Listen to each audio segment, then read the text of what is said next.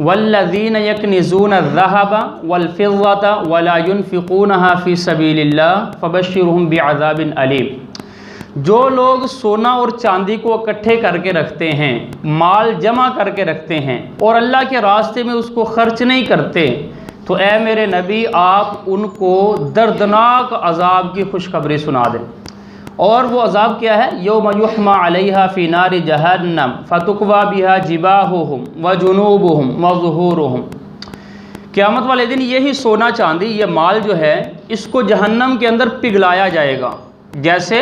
Steel مل کے اندر لوہا پگھلتا ہے نا، سرخ ہو جاتا ہے، ایسے پگھلایا جائے گا۔ اور فرمایا کہ پھر وہ پگھلے ہوئے سونے چاندی کے ساتھ فتکوی بہا جباہہم، ان کی پیشانیوں کو داغا جائے گا، ان کو جو ہے وہ جلایا جائے گا۔ اور فتکوی بہا جباہہم وظہورہم، ان کی پیٹھوں پہ، کمر پہ وہ بھی داغا جائے گا۔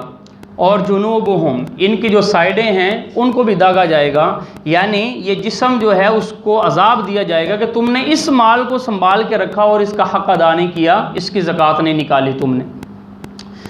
اور دوسری آیت میں چوتھے سپارے کے اندر اللہ تعالیٰ فرماتے ہیں وَلَا يَحْسَبَنَّ الَّذِينَ يَبْخَلُونَ بِمَا آتَاهُمُ اللَّهُ مِنْ فَضْلِهِ هُوَ خَيْرًا لَّهُمْ بَلْ هُوَ شَرٌّ لَّهُمْ سَيُطَوَّقُونَ مَا بَخِلُوا بِهِ يَوْمَ الْقِيَامَةِ۔ یہ جو لوگ مال کے اندر بخل کرتے ہیں، اللہ نے جو دیا ہے اس کا حق ادا نہیں کرتے، قیامت والے دن یہی مال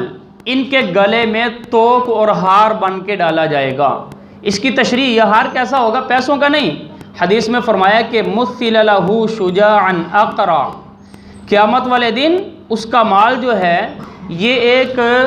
گنجے سانپ کی شکل اس کو بنا دیا جائے گا۔ گنجے کا مطلب یہ ہے جس کے اندر بہت زیادہ زہر ہوتا ہے، اس کے بال اڑ جاتے ہیں، تو زہریلا سانپ اور اژدہا کی شکل اس کو مال کو بنا دیا جائے گا، اللہ تعالیٰ اس میں کنورٹ کر دیں گے اس کو۔ تو جب یہ مال ایک بڑے سانپ کی شکل اختیار کر لے گا تو مختلف روایتیں ہیں۔ ایک روایت میں آتا ہے کہ اس کے پیچھے وہ بھاگے گا، بندہ جان چھڑا کے آگے آگے بھاگ رہا ہے، آگے آگے جان چھڑا رہا ہے کہ کہیں یہ سانپ مجھے ڈس نہ لے، پکڑ نہ لے۔ تو جب بھاگ کے تھک جائے گا اور اب اس کو پتہ ہے کہ بھائی اب کوئی مفر نہیں، کوئی چھوٹنے کی جگہ نہیں، اب مجبوراً کھڑا ہونا پڑے گا، تو آدمی کھڑا ہوگا اور ایسے ہاتھ اس کے آگے کرے گا، سانپ کے آگے ایسے ہاتھ کرے گا، تو وہ سانپ جو ہے فرمایا کہ اس کے ہاتھ کو ایسے کھائے گا جیسے اونٹ جو ہے وہ کسی ہاتھ کو کھاتا ہے،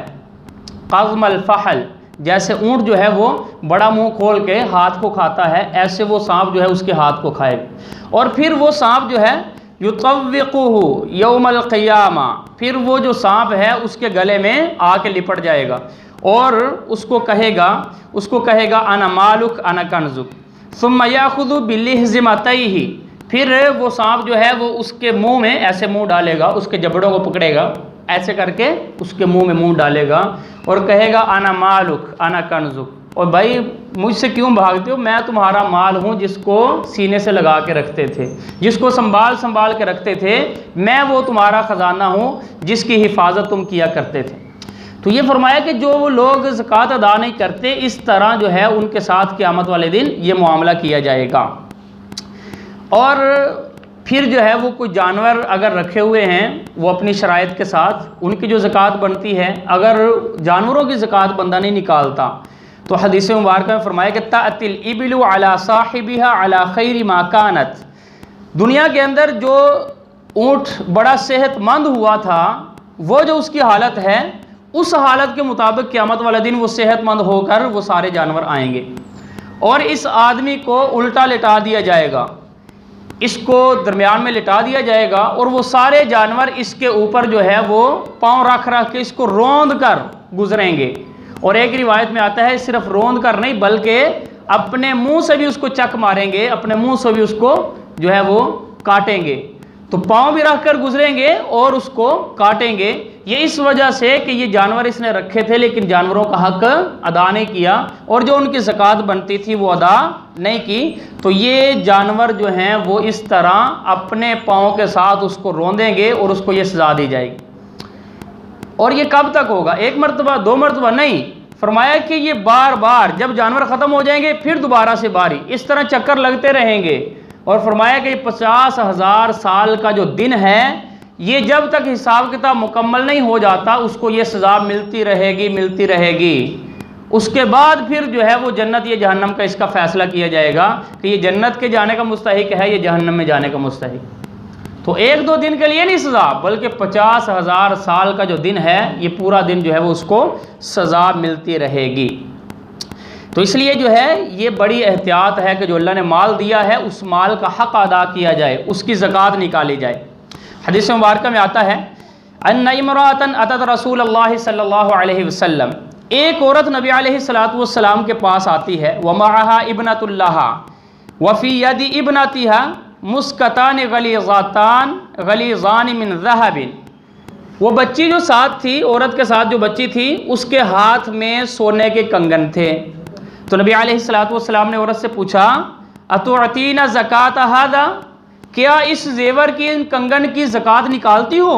قالت لا، انہوں نے کہا کہ اللہ کے رسول زکوٰۃ تو نہیں نکالتے. تو آپ صلی اللہ علیہ وسلم نے ارشاد فرمایا ایسرکی ان یصورک اللہ بہما یوم القیامۃ سوارین من النار، کیا تم یہ پسند کرتی ہو کہ قیامت والے دن ان کنگنوں کی وجہ سے اللہ تعالیٰ اس بچی کو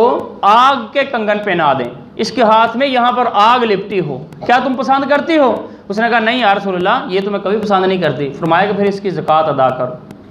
اسی طرح جو ہے وہ ایک مرتبہ حضرت عائشہ رضی اللہ عنہ فرماتی ہیں دخل علیہ رسول اللہ صلی اللہ علیہ وسلم، ایک مرتبہ نبی علیہ السلام میرے پاس تشریف لائے. فرآ فی یدی فتخات من ورق،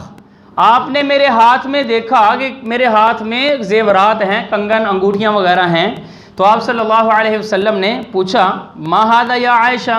عائشہ یہ زیورات کیا ہیں، یہ چاندی کے جو تم نے کنگن انگوٹھیاں وغیرہ پہنی ہیں یہ کیا معاملہ ہے؟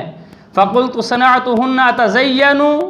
لک یا رسول اللہ، اللہ کے رسول میں نے یہ زیورات اس لیے بنوائے ہیں تاکہ آپ کے لیے میں خوبصورت بن سکوں، آپ کے لیے بناؤ سنگار کر سکوں. شوہر کے لیے بناؤ سنگار کرنا سنت ہے، تو میں آپ کے لیے بناؤ سنگار کرنے کے لیے میں نے یہ زیورات بنائے ہیں. قال اتودین زکاتہن، تو نبی علیہ السلام نے پوچھا کیا ان کی زکوٰۃ نکالتی ہو؟ قلت لا یا رسول اللہ او ما شاء اللہ، انہوں نے کہا اللہ کے رسول میں اس کی زکوٰۃ تو نہیں نکالتی. تو آپ صلی اللہ علیہ وسلم نے فرمایا ہوا حسبک من النار،